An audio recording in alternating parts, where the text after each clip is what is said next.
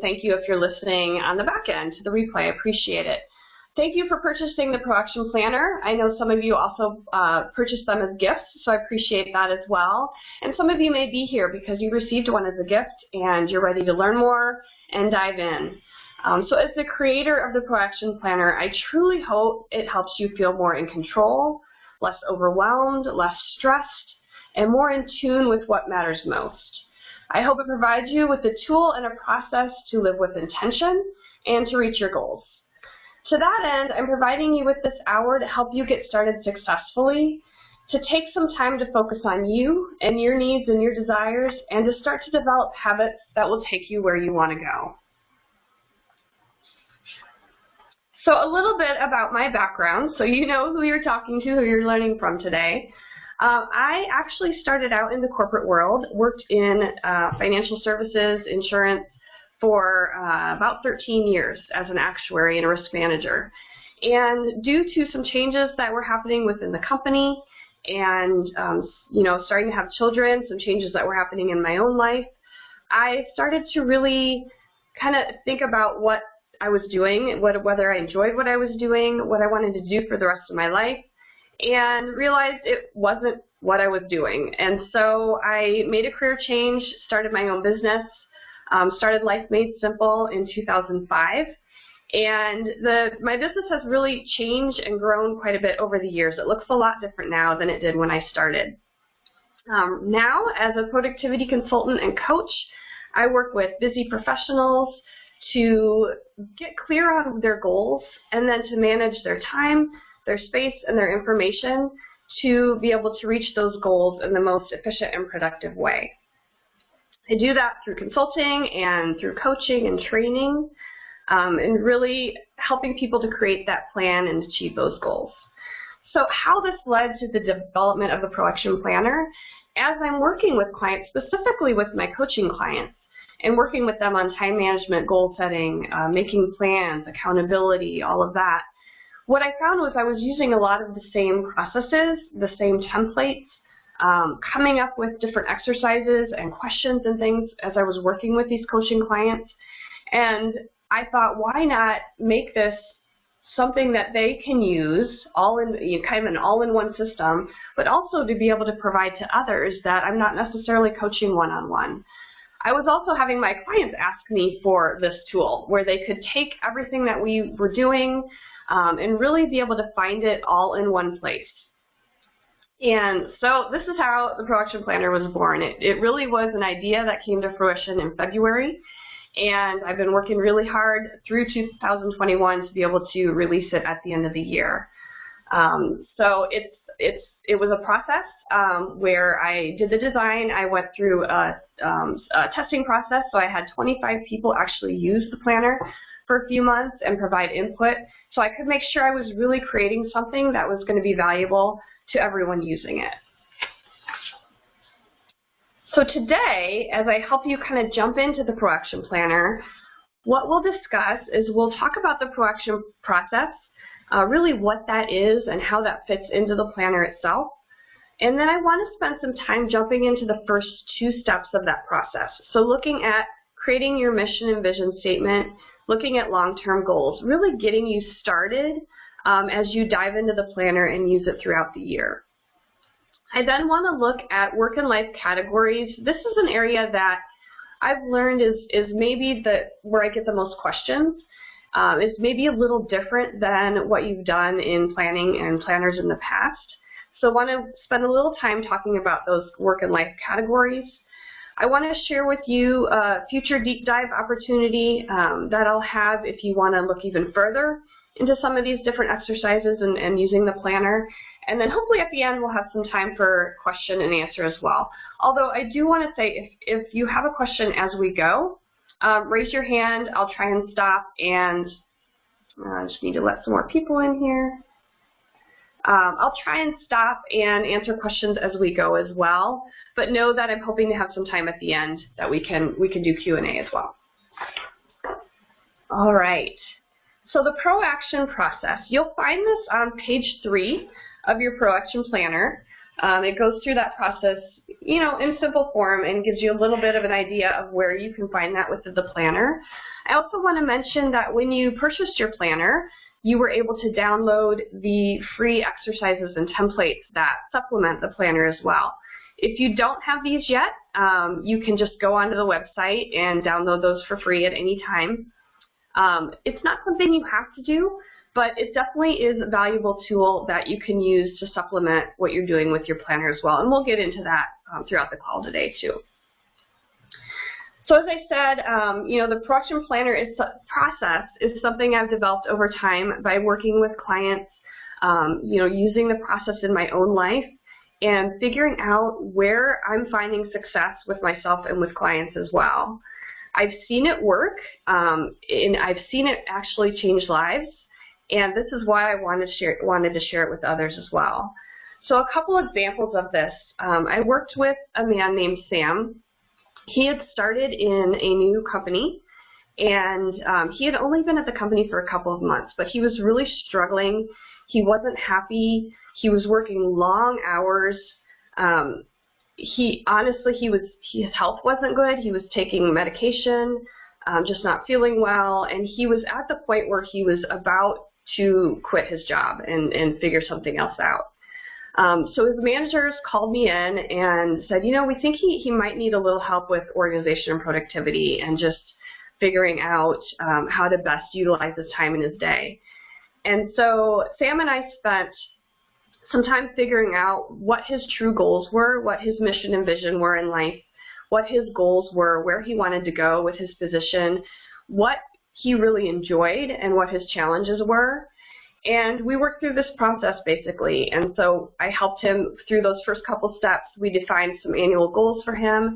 And then we spent a lot of time putting that monthly and weekly planning process in place so that he could better plan his year, his months, his days, and worked with him kind of on the back end, reviewing how things are going, where are we finding challenges, what's working, what's not, and really fine-tuning that plan for him as well. After 3 months, Sam was much happier in his job. He's staying with the company. He's thriving in the company. He went off his medication. He's back to doing things outside of work that he loved. He bought an antique car. That was one of his passions, was antique cars. He bought an antique car and is going to car shows and parades and things like that. And so he's able to balance his life better as well. So one situation where I've seen this process change lives. Another situation was with a client, Heather. And Heather's actually, her story's on my website as well, on the ProAction Planner website. Heather was very involved in a company that she owned where she's doing accounting work for people. And she liked her job, she liked her business, but what her passion really was to open this nonprofit to rescue thoroughbred horses.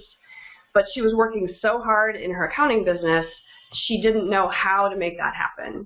So again, using this process with Heather, defining really what her mission and vision were. I think she knew what her mission and vision were in life, but we needed to have some clarity and some why behind that. Defining her goals, working that into her monthly and her weekly and her daily plan. She now has opened that thoroughbred rescue. She has cut back on her accounting business. She's still using that business to support her work, but she's really diving into her passion and enjoying life there. So again, another life-changing example of working through this process. So the way the process fits into the planner, when you first get the planner, it may look like a lot. But once you kind of understand how the process fits into it, it really becomes very simple. So the first few pages where you can see, it's kind of color-coded. So the first few pages with the darker edges on the sides, this is where you're really going to look kind of high level. So we're going to start to define that mission and vision statement and your long-term goals, and it gives you a place to write those down into your planner so you can revisit that throughout the year. You've got your section to start to set your annual goals. So this then is step 3, where you're taking those first couple steps. You're using those to build your professional and your personal goals for the year. So you have that in that first darker section as well. As I mentioned, you have supplemental exercises that can help you through this process, helped ask you some questions to set these goals. And then in the planner, you can just write down your results with the milestones, target dates, and be able to track that throughout the year. Then when you move on to the green section, this is your monthly. So this is step 4. This is where you do your monthly reflection, review, and reset for the next month. So where you're going to start to set your monthly goals. You're going to look at your monthly calendar and how you're going to fit that into your month. And then step 5 gets into your weeks. So this is the area that does not have any color coding on the side. These are your weeks. So this is where you're going to plan your weeks and your days using the steps that you've done 1 through 4 to build into your week. And that's it. That's what you get throughout the planner. That's just repeated over and over again for your months and your weeks.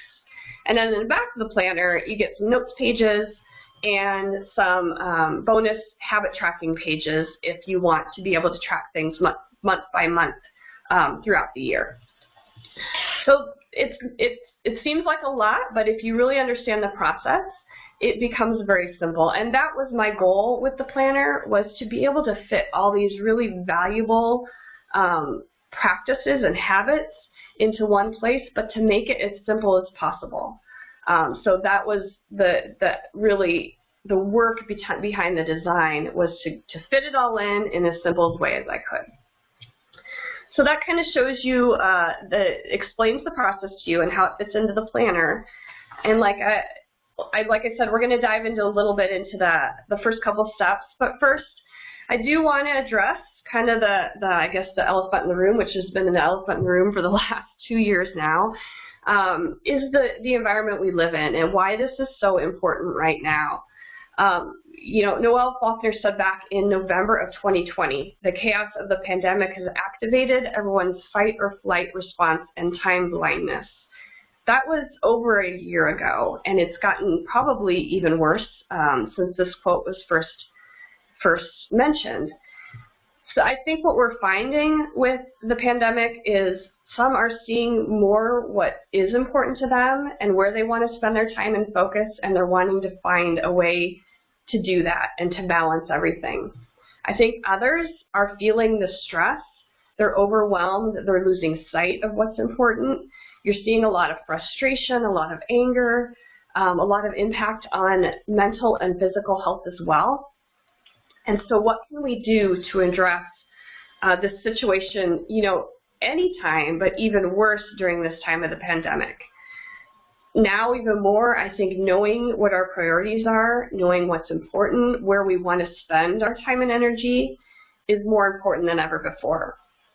So what we really need to do is to focus on what we can control, so we can cope with all of these things that are hitting us that are outside of our control, which is really a lot right now. I think we can all agree.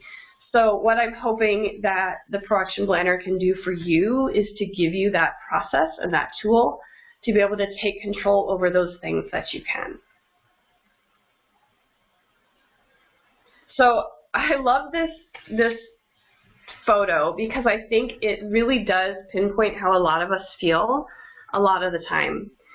We feel that we're being controlled by things other than ourselves, things outside of our control. Others are really, you know, controlling what we do, where we spend our time, what we're doing at any point in time. And this may not be a person. This may be other distractions, other things that are getting in our way of us taking control of our days and our time. So the key between taking back control is being proactive and being intentional about our choices and our time. And so that's what we're going to start working on today. So step 1 in the ProAction process is to create your mission and vision statements. Now this is something that we often do not, or probably ever, take the time to do, because this is taking time for yourself. It's, you know, some may think it's selfish. Some may think they don't have the time to do this. Some may think it's not important. Some may just not know where to start. But what I've found over time, and believe me, I was an actuary, I was a math major. I am very much a task-oriented, checklist, get it done type of person.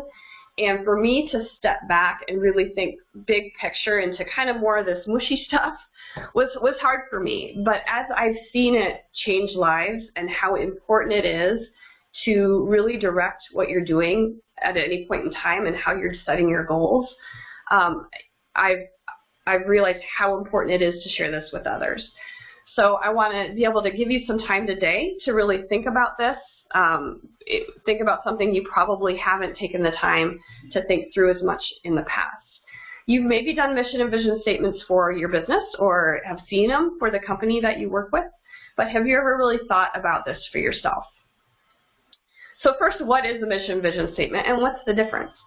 A mission statement really describes who you are. It's your purpose in life, why you're here, who you are, who you want people to know you as. That's your mission. Your vision then is what you're driving to be and do. So your mission statement kind of looks at where you are right now, who you are inherently as a person. Your vision statement is looking forward. So where you want to go, what you want to be, what you want to do in life. It's really looking at your impact. It's managing your time and your life. It means asking yourself what kind of life you want to lead, what kind of person you want to be, and what you want others to see you as. So it's the old adage of, what do you want people to think of you when you die? What do you want on your tombstone? What do you want in your obituary? It's kind of thinking about that. I know it's morbid, but you know, no better time than now to kind of figure out what you want that to be. So I want to give you time for this today. I also want to give you another quick example of why I find this so important.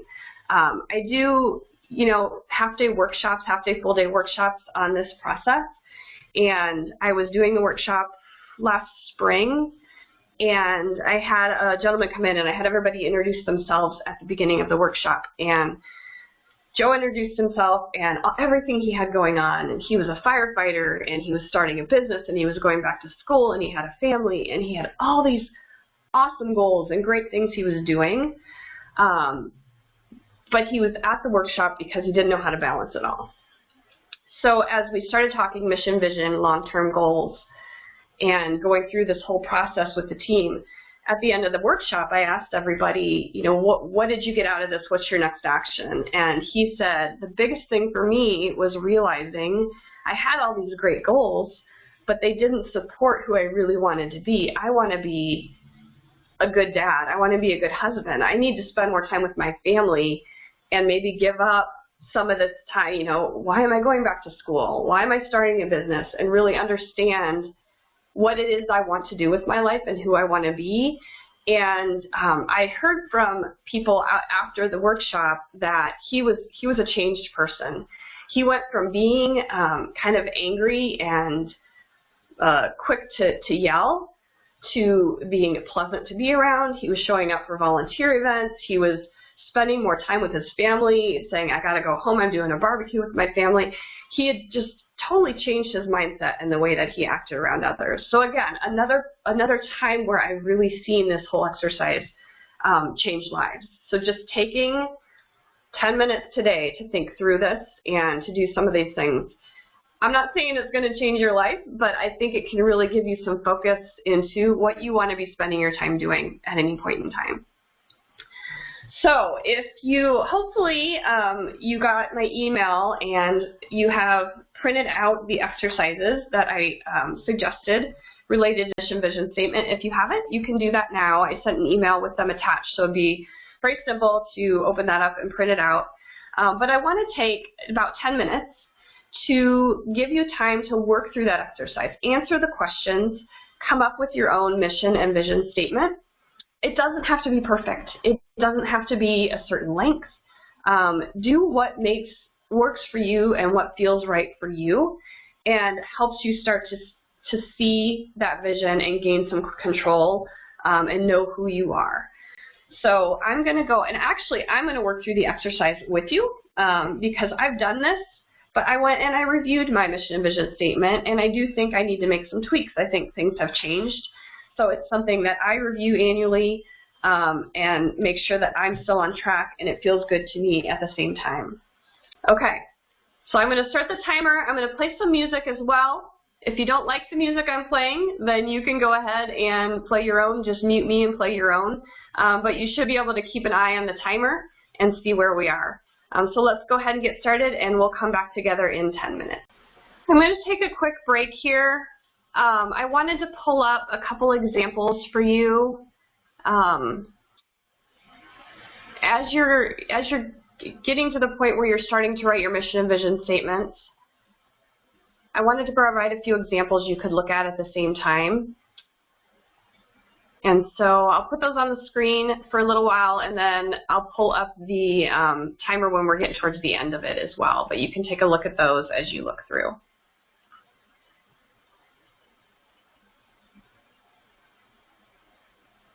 Okay, I'm going to bring everybody back. Come back to the presentation here. Hopefully that was enough time to get you started. What I found was I'm going to need a little bit more time to kind of fine-tune my statements. But it was definitely a great start for me to really get thinking and get review where I was with some of those questions. So hopefully you were able to get enough into it where you either wrote your statements or you'll be able to spend a little time after the webinar and finish those up. And then go ahead and enter them on page 4 of your planner so you can review those throughout the year, review them at the end of the year, see if you're still feeling good about your mission and vision statement.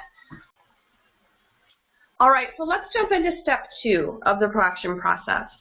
Once you've really defined your mission and vision, who you are, where you want to go, you can start to then really fine-tune those long-term goals. So why do we even look at goals?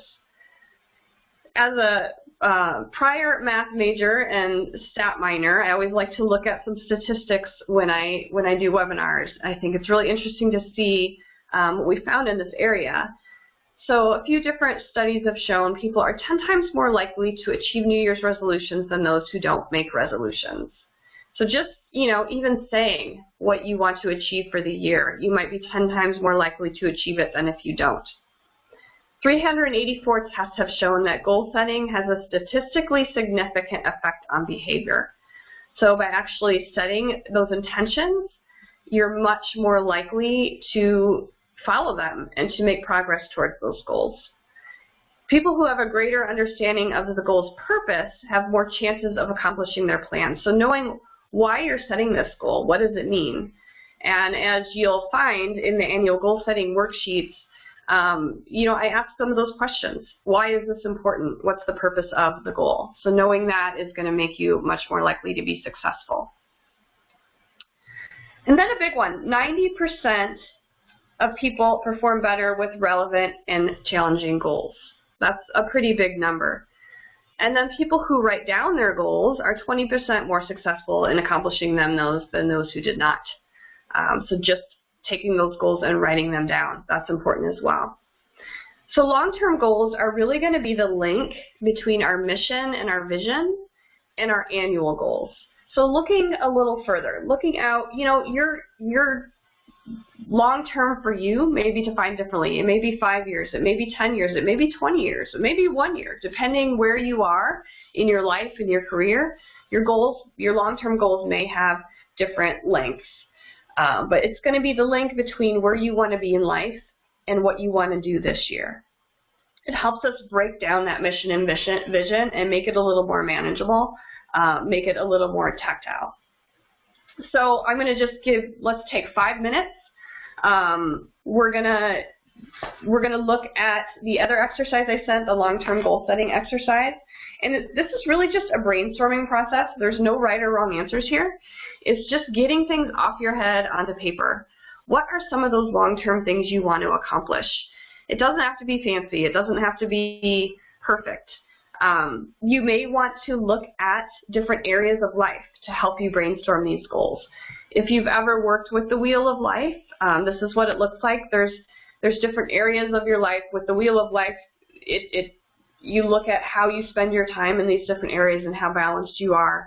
But looking at these different areas could help you look at those long-term goals. Where do I want to be in terms of health, in terms of family, friends and family, career, money? Where do I need my wellness and my mental wellness to be? So looking at all these different areas of life and what your goals are around that. Again, keeping in mind your mission and vision statement as well. So have some fun with this. What do you want to do in life? You know, no boundaries. Money's not an issue. Just be open and just, you know, do a brain dump of these goals for yourself. So let's take 5 minutes for this, and then we'll get together and move on to the next step, which will be looking at the rest of the pages in the planner. Okay, I'm going to pull it back again. Our 5 minutes is up. So hopefully you were able to brainstorm some good, great, fun, long-term goals for yourself. So the next step in the process then would be to go ahead, if you haven't done this, and put time frames to your long-term goals. And we won't take more time for this today, but go through and decide, you know, when would I like to achieve this goal? Is it 1 year? Is it 3 years? Is it 5, 10 years? What's the time frame for that? And then to maybe go through and circle a few that you want to focus on first. So maybe it's the highest priority goals, maybe it's your shorter term goals that you can accomplish more quickly, but really decide which of those goals you want to focus on and start building on in the next year. So once you have these annual goals, then you can really start to progress through the rest of the goal setting process. So you go from these long-term goals, you start to build them then into your annual goals. What needs to happen in 2022 to reach these long-term goals? Then you start to build your monthly goals based on those annual goals. So what needs to happen in the next month? What progress do I need to make towards that annual goal? Then you can look at your weekly goals and your weekly plan and then decide, what do I need to do today based on all of that? So it really ties that big picture down to what you're working on today and working on at any point in time. So how do we do this within the ProAction Planner? I walked through this a little bit earlier, showing you the different sections of the planner. So once you've done those long-term goals, once you feel pretty good about those, you can go into the planner in page, let's see, it starts at page 8 and goes through, it's 8, 9, 10, 11. You've got a section for professional goals, a section for personal goals for the year. And you can work through the goal setting exercise, which is another download to help you to break those out if you'd like. And then go ahead and put those in your planner.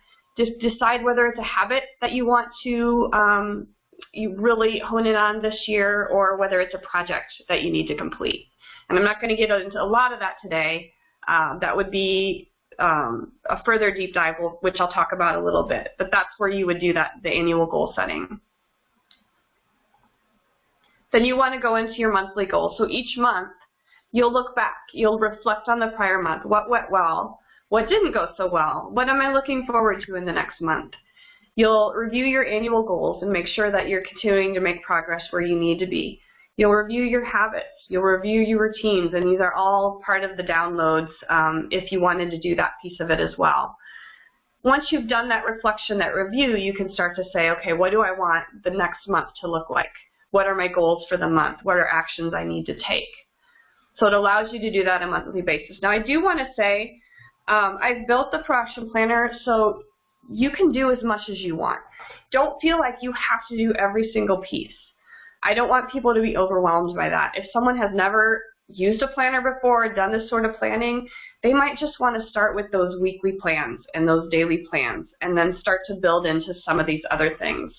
If there's a certain month when it just, you know, it doesn't make a lot of sense, you're just really flowing in from the prior month, or you have a lot of travel that month, or whatever it is, you may not need to spend as much time on it as you do on other months. So you need to really figure out how this is going to work for you so that you have that control and you're addressing the overwhelm and the stress and you're feeling like you're being proactive. Then once you set your monthly goals, you dive into that weekly plan and set your weekly goals based on your weekly calendar and everything else you have going on that week. So this is what the weekly pages look like. You guys obviously have that in front of you as well. But I did want to just talk quickly about the top part, the collect in the categories section. This might be something that's a little bit new for you. So the purpose of this is to really allow you that brain dump of what you have to do for the week based on different categories. And everyone's categories are going to look different. That's what I love about that. This is pretty customizable that way. Everyone's going to have different ways of working, different priorities, different goals. And so your weekly categories are going to look different. Your weekly categories may also change month to month or week to week. I would say that generally you're going to want them to stay pretty consistent, but there are times where you maybe need to make some adjustments and some tweaks here and there. This will get better over time because you'll start to learn what works and what doesn't, and I think you'll start to kind of get a feel for it and understand really what categories are going to work for you. So know that they don't have to be set in stone the first time. You may make some adjustments as you go. So just to give you an example of how you might go about this, you might start just with a blank sheet where you can just take a piece of paper, write out what you think your categories might be, and then start to brain dump all the tasks that you can think of under those different categories. So that's one way you can start to do it without having to go into the planner and start deciding those yet. This allows you to kind of work through that and figure out what your categories are. As an example, these are the categories that I generally use. Again, they may change a little bit here and there, but generally these are the categories I use. I have a column for my client project work, a column for the coaching work that I do. This past year I had a column for the ProAction Planner because that was one of my annual goals, was to get that designed and out. So that had its own column. I had a specific annual goal around business growth, and so I had a column for that. And I typically have a business growth column anyway because this is going to be bringing on new clients, my marketing, anything involved with growing my business, maybe new products, things that I'm putting out. I usually have a business administration column. When you own a business, there's a lot involved around just running the business, so that's a column I need as well. I do some volunteer work on boards and on committees, so I have a column for that, and a personal column as well for all of those things that I do outside of work and volunteer. There are weeks that I may combine a couple columns and have a separate column for my children. I have 3 very busy children, and there's weeks that I have to do quite a bit for them as well, so I may have that column. I do think 7 is a good number for columns. If you get too much beyond that, it gets a little bit overwhelming. So, really try and keep it at 7. If you have more than 7 categories, see if there's a way you can combine them and get them down to 7. But again, play around with this and see what works best for you. So that's what you're going to put at the top of your weekly pages, your brain dump of tasks for the week. You may find that you want to move some tasks into the following week. You know already that that's not going to work, but I don't want to lose track of it, so let's put it into the following week. You can track your tasks with the key at the top of the page, and then you want to block your schedule. And so since most of us do use electronic calendars at this point, you may not want to put in every little detail related to your calendar. You can, if that's something that's really important to you and your day really drives off of your calendar, you might want all of the details in there. For me, I just block out the times that I'm busy, and it gives me a way to process that and to visually see what my week looks like and where I have, more free time. Then I can use those 2 pieces to say, okay, what tasks am I going to do today? And you can see the top 3 lines are a little darker. These are your top, what are my top 3 tasks that if out of everything, these are the 3 things I really want to make sure I get done today. Those are your top 3, and then you can have some other tasks as well. The weekly pages also give you a place for tracking your water intake, if that's important to you, which I think for most of us it is, something I'm definitely working on. It gives you a section off to the right to look back at your week and say, what am I grateful for? What went well? This is an area I find with clients is a big challenge. A lot of times we'll get on the phone and they'll say, oh, I had a horrible week. I didn't get anything done. It was not productive. I had so many interruptions. And we start to look through and talk about their week, and they say, oh, you know what? It actually was a lot better than I thought. So I think it's important to look back and say, what went well? What am I grateful for? And then there's a section there to do some habit tracking as well. And I won't get into a lot of habits. We don't have time to get in a lot to habits today, but it's important, you know, to figure out what those new habits are going to be for yourself, and this gives you a way to track them week by week. Okay, so before we jump into some Q&A, I did want to share an opportunity for a deeper dive into the planner. I did want to get you started with some of those first steps today, but if you're wanting more, I do plan to do a 3-hour session on January 26th, and this is going to be open to everyone, not just ProAction Planner users. So I'm going to be going through the ProAction process, why it works. I'm going to be diving into some other time management tips and tools as well at the same time, but really it all relates to the planner and how the planner was built because it all ties together. So the public price for that is going to be $59, $99 if they buy a planner at the same time. But I want to give you guys an opportunity to jump into this for a much lower price. So if you are interested in this and want to do a deeper dive, learn some other time management tips, I have a price for you guys of $39, and I would welcome you to share that with a friend as well. I'm at this point just really trying to get this opportunity out to people, get the ProAction Planner out, get the value of this, and to reach more people. So I'm happy for you to share that discount with a friend as well. So the website is there, proactionplanner.com/product or /product/deep dive is where you'll find it. And I can send that out in an email as well as a follow-up, so you'll see that. Okay, so we just have a couple minutes, but I will stay on the line. I'm happy to answer questions or, you know, if you have any comments on anything we've talked about, I'm happy to stay on the line a little bit as well. There's some of my social media. You can find me at my Life Made Simple social media or my ProAction Planner social media. I would love it if you guys took a look and went out and connected with me that way. And then we have some other ways to connect as well here via email or phone. Thank you so much, everybody, for coming. I was happy to spend an hour with you today and hope to talk with you all again sometime soon.